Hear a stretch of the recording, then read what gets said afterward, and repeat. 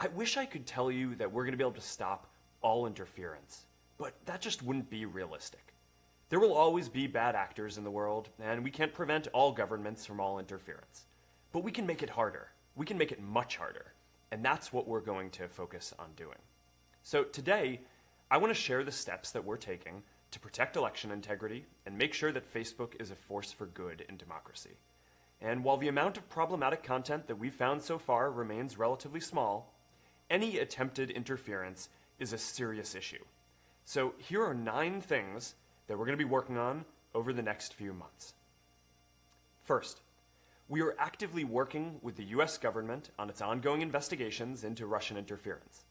We've been investigating this for many months now, and for a while we had found no evidence of fake accounts linked to Russia running ads. And when we recently uncovered this activity, we provided that information to the special counsel. We also briefed Congress, and this morning I directed our team to provide the ads we've found to Congress as well. Now, as a general rule, we're going to be limited in what we can discuss publicly about ongoing law enforcement investigations, so we may not always be able to share all of our findings publicly. But we support Congress in deciding how to best use this information to inform the public, and we expect the government to publish its findings when their investigation is complete. Second, we will continue our own investigation into what happened on Facebook in this election. We may find more, and if we do, we will continue to work with the government on it.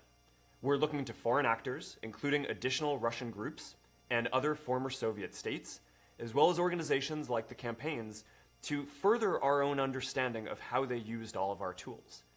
These investigations will take some time, but we will continue our thorough review. Third, going forward, and maybe the most important step we're taking, is we're going to make political advertising more transparent. So when someone buys political ads on TV or other media, they're required by law to disclose who paid for them. But you still don't know if you're seeing the same messages as everyone else. So we're going to bring Facebook to an even higher standard of transparency. Not only will you have to disclose which page paid for an ad, but we will also make it so you can visit an advertiser's page and see the ads that they're currently running to any audience on Facebook. We will roll this out over the coming months, and we will work with others to create a new standard for transparency in online political ads. Fourth, we will strengthen our own ad review process for political ads. Now, to be clear, it has always been against our policies to use any of our tools in a way that breaks the law, and we have many controls already in place to prevent this. But we can do more. Most ads are bought programmatically through our apps and website without an advertiser ever speaking to someone at Facebook. And that's what happened here.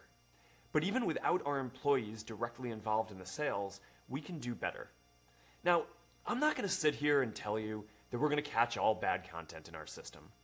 We don't check what people say before they say it, and frankly, I don't think society should want us to.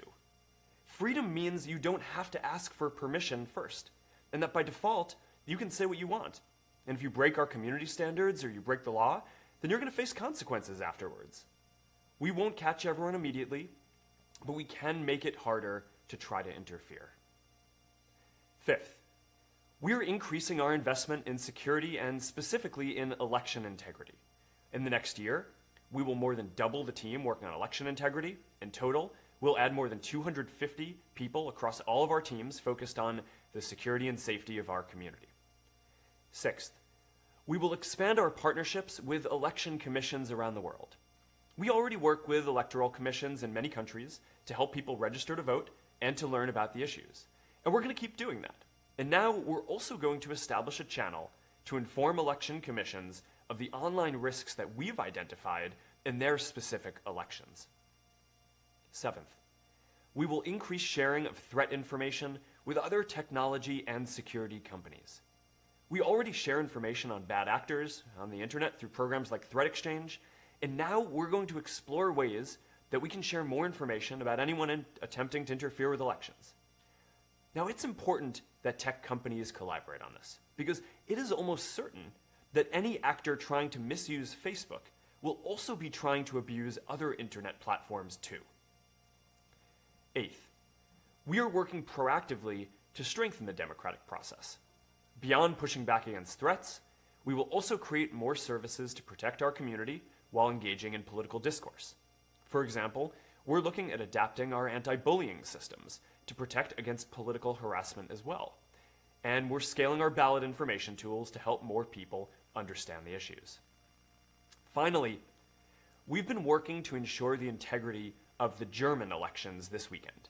From taking action against thousands of fake accounts to partnering with public authorities like the Federal Office for Information Security to sharing security practices with the candidates and parties.